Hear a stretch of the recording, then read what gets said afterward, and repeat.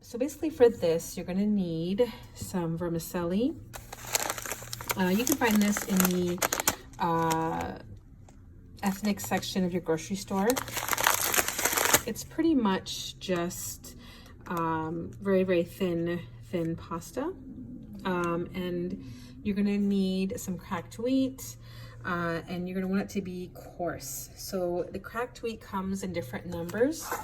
Your numbers 1 and 2 are going to typically be for your tabbouleh or your kibbeh, if you're familiar with what that is. But number 4 is you're going to want to use it more for things. It's almost like a rice consistency, I guess. So you don't want it to be too thin. So definitely get the number 4 for this pilaf, I guess, type of side. Then I'm going to take my cracked wheat, my bulgur, and I'm going to toast this up to where it's just like a lightly browned, lightly brown basically.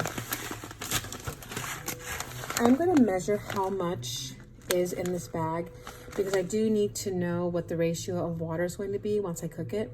So I need to have some kind of an idea of how much cracked wheat I'll be using. Okay, so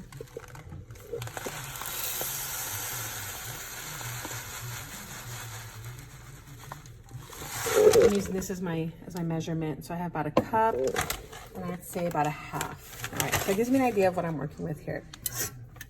So I have about a half a stick of butter here, and I'm going to add my cracked wheat. All right, so I added my cracked wheat, and now I am sauteing that. Starting to turn color a little bit. So I'm just gonna keep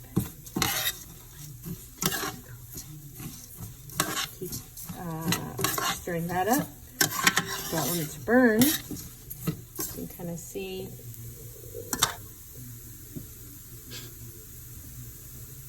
You can kind of see there. It is starting to brown up a little bit. Take off the stove. I'm going to transfer this into a bowl to just sit while I saute the vermicelli noodles.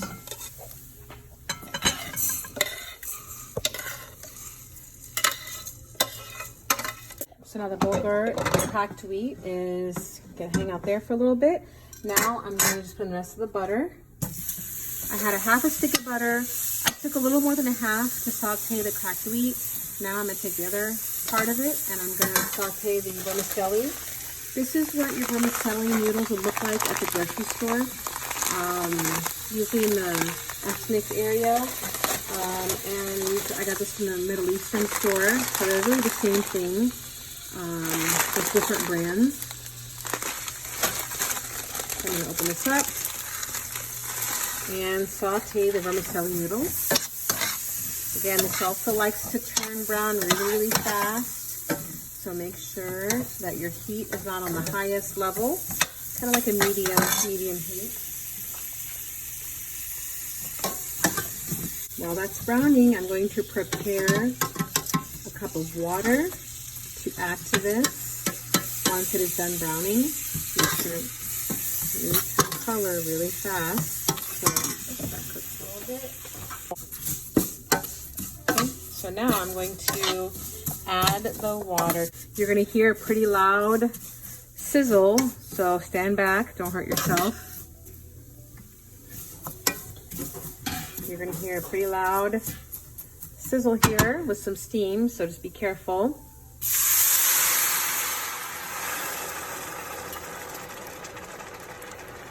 About a cup and a half. Remember I measured out my cracked wheat. That's about a cup and a half. I'm going to add another cup.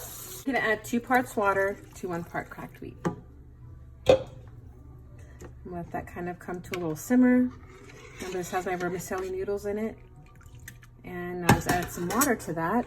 Once that comes up to a little boil, I will add my cracked wheat in there. I'm going to add some salt. Maybe a tablespoon of salt or so. I don't really measure salt. So that's going to come to a little simmer. Once it does, I'm going to add in my cracked wheat, and I'm going to cover it to cook. All right, so now my vermicelli noodles have come to somewhat of a boil. I'm going to turn that down a little bit. And now I'm going to add my cracked wheat, or my burro. Remember, I sauteed this initially. Okay, I'm going to add that to the vermicelli noodles.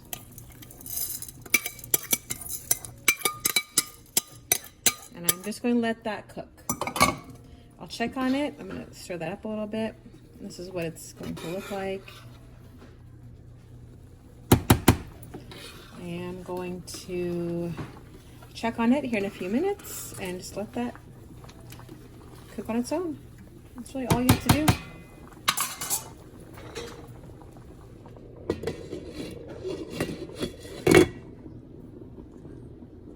All right, now I'm gonna check on my cracked wheat, or my burro here. Let's see how that looks. Ooh, looking good. The water has evaporated. Let me just check and see how it's doing here. Yep, looking really good. I'm gonna continue to let that cook.